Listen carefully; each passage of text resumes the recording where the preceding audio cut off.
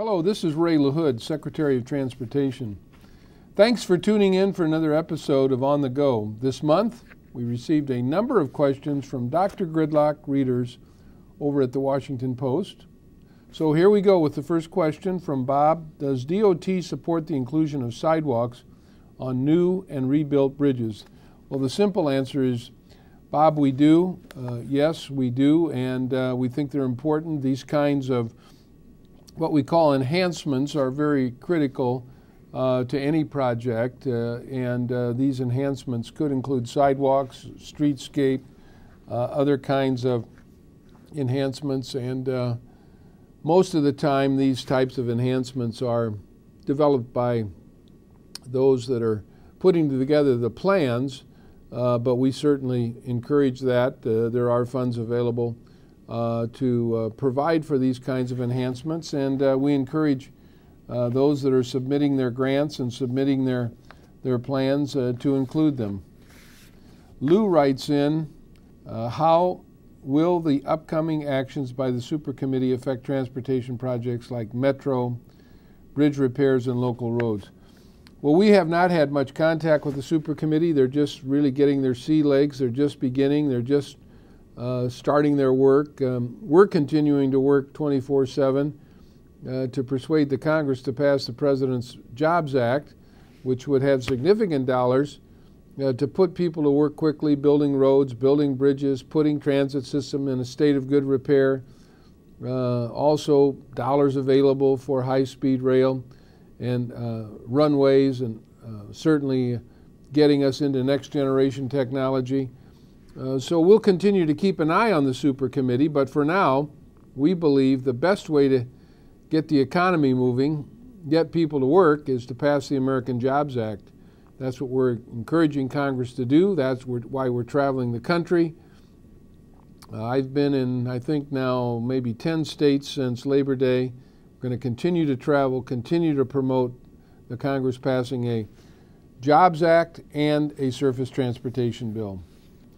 Derek writes, besides fuel taxes, where does the funding come from that is supposed to be used for our infrastructure? What is DOT's budget, and where does the money go? Well, at DOT we have a $70 billion budget. The money is provided to us by Congress. The money that we use to build roads and bridges and other infrastructure is provided through user fees that we get from the Highway Trust Fund that's paid for when you buy a gallon of gasoline. There's a tax with that. Those taxes are collected in Washington, and we use that money to make sure that we can continue to put people to work, building roads and bridges, building runways, building the next generation of technology, and so forth. So the gas tax has been a great source.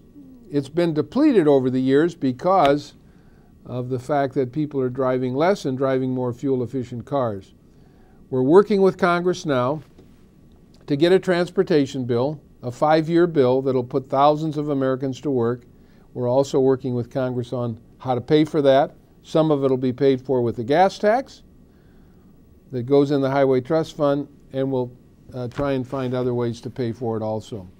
Bill asks, where the heck is high-speed rail? The President 2 years ago laid out, along with the Vice President, a vision for high-speed intercity rail that would allow states and governors to get into passenger rail business. California has received the most amount of money. The Midwest has received a good chunk of money, and the Northeast Corridor. We have a plan at the Department of Transportation to carry out the President's vision for high-speed rail. That plan envisions connecting 80% of America over the next 25 years with high-speed intercity rail, getting cars off the road, providing people a form of transportation that really is the next generation of transportation for America. What our ancestors left us with the interstate system, what we need to leave our children and grandchildren, is a passenger rail system second to none, one that delivers people efficiently, costs they can afford, comfortably, on time, and that's the President's vision for high-speed rail. We're implementing our plan. We've implemented it now with more than $10 billion, and we want to continue to make progress to make sure that high-speed intercity rail becomes a reality for America. Diane asks, what might we expect for cycling-related programs when the transportation bill comes up for a vote? Well, as most of you know, I'm an avid cyclist. We've promoted cycling. We've promoted taking some of our funds and putting them into walking and biking paths so that people have many different options: transit, light rail, streetcars, walking and biking paths. And certainly this will continue to be a priority. We know that there are many people around America that like to bike to work, that like to bike as a recreational way of having their family get out on these biking trails together. And we know that biking trails are a very important priority for many communities. And in some communities, they've taken old rail lines and turned them into rails to trails.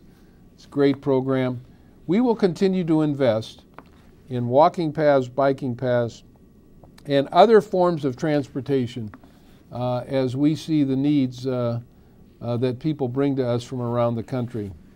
Well, that's all we've got for today. Thanks again for all of the great questions, and keep writing in on the Fast Lane Facebook and Twitter. Thanks. We look forward to seeing you next time.